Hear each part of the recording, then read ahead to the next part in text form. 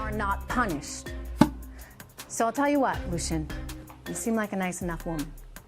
And even if you are just reading state propaganda written for you off a teleprompter by a member of the Communist Party, I would like to invite you to have an honest, live debate with me. A real discussion. You name the time. You can name the place, someplace neutral outside of China or the US, and consider this an invitation, Ms. Shin. I very much look forward to your reply. If we stop buying, they stop earning. This is our weapon. And this is a weapon the president is not afraid to use. Reagan blamed 3 times the Chinese for stealing billions from the Americans. According to her, we don't really have a choice but to wage this war around the world. And given the close, almost symbiotic relationship that the Fox channel has with the current US administration, it's fair to say she also speaks for Trump's America. Her eyes practically spit fire. If you were an American who didn't know any better, you too might clench your fists and pound the wall. The Chinese are launching a full-scale information war against the United States of America, and their newest target, me. Yeah, me. Because I have dared to say we should engage in economic warfare with the financial tools we have. Accusation is that I speak for Trump's America. Sometimes not. I'm not here to tout anyone's view but my own.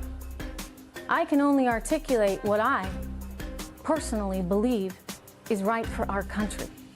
Okay, for the record, any emotion you see is quite real.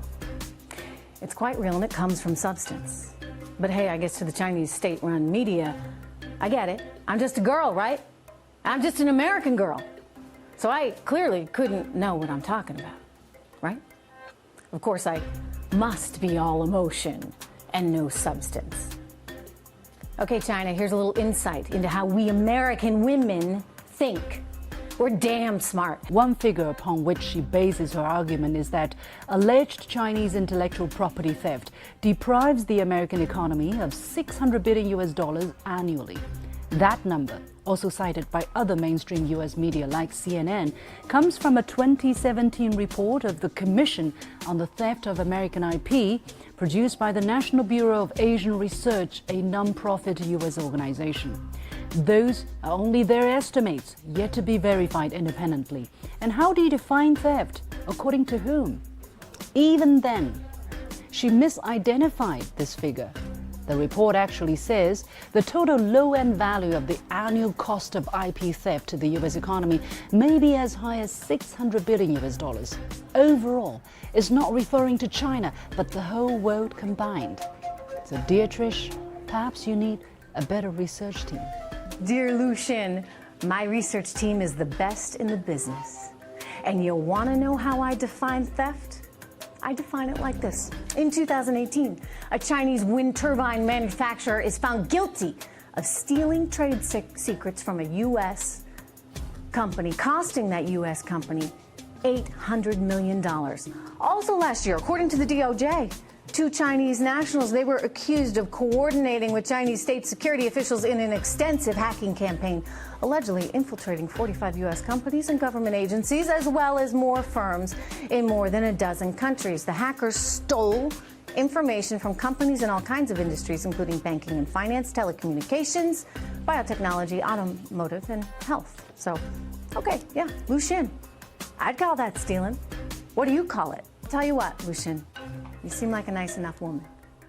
And even if you are just reading state propaganda written for you off a teleprompter by a member of the Communist Party, I would like to invite you to have an honest, live debate with me. A real discussion. You name the time. You can name the place, someplace neutral outside of China or the US, and consider this an invitation, Ms. Shin. I very much look forward to your reply.